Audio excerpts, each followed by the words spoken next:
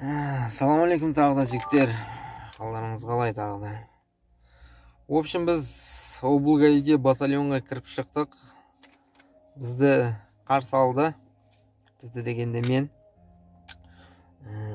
Ракенов Қайырбек Кенжебаевич деген кісі қарсы алды. Бір сағаттай сұхбаттастық.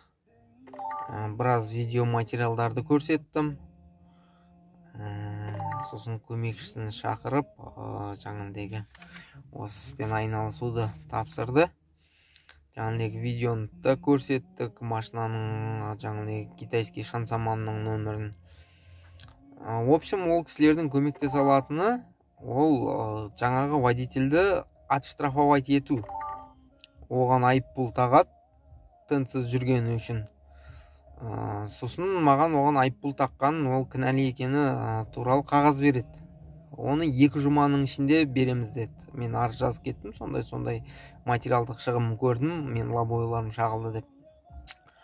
2 жұма 14 күннің ішінде маған ответі келеді почтамен. А дальнейшем тек қана частный судебный порядокте шешесіз деді. В общем, беретін көмектері осы ғана болды. Оған да тәубе, 14 күннен кейін алла бұйыртса жаңағыдегі қағазды аламыз. Ол кісіні осылай жаңағыдегі штрафовать еткенін, мен видео материал предоставлять еткенім туралы. Сосын ол қағазды алып, біз сотқа барамыз, жеке сотқа. Ол жағында сотқа арыз жазғаннан кейін көреміз, қалай болатынын, қалай шешім шығаратын, оны да сіздерді хабарландырамын. Вообще бұл процесс, бұндай жағдайлар қалай шешілетін, шешіле ме или шешілмей ме, оны бірге көре жатамыз сіздермен. В общем, солай жағдай. Дальнейшем көретін боласыздар бұл ситуация қалай шешілетінін. Ютубта көргендер болса подписка жасап қойыңыздар. Адам саны қаншалықты көбейсе сонша жақсы болады.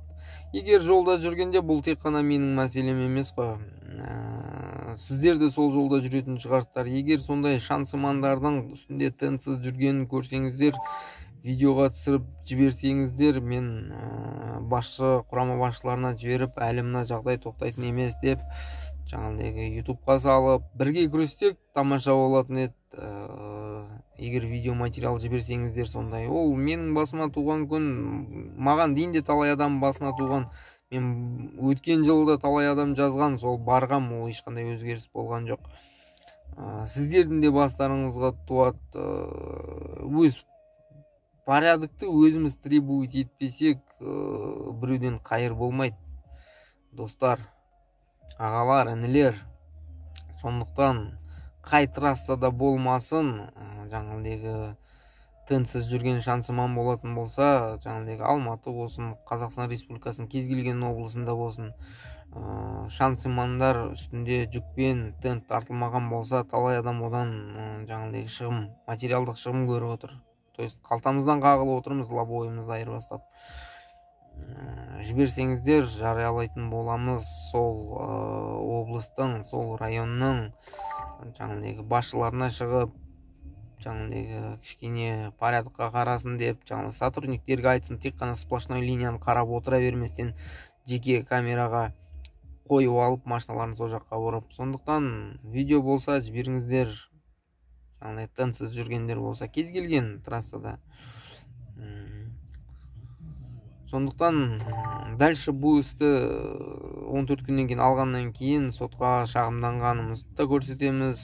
Қағазын, статья сіздерге көрсете кетейін. Жаңағыдегі арызды жаздық шансыманның үстіне. Енді оның владельцін табады, иесін табады, иесі кім жүргенін, водителін көрсетеді. В общем, цепочка болайын деп тұр, солай мініміз.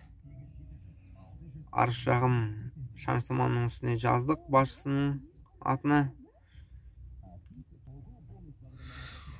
В общем, солай. Қарап отырыңыздар, лайкты басып отырыңыздар, таратып отырыңыздар, комментарияны сенікі дұрыс болмаса, сенікі қате бауырым деп жазып отырыңыздар. Бұрын комментария жазды, өзім обращение жасамайтын едім, бұлай өзім шықпайтын едім. акасы одан польза көп экен, көп адам көрөт экен комментария болса жазып отуруңуздар. Подписчиктердин саны көбөйсө ситуацияны жаңағыдей ретке түшүрүү өтө оңай болот публикада. Қазір осылай жеңбесең баскалай күрөсүүдүн жолу болмай калды. Жарайт, сау аман болуңуздар. Сиздер менен бирге болгон Тургунбаев Шерзат Шахридинович.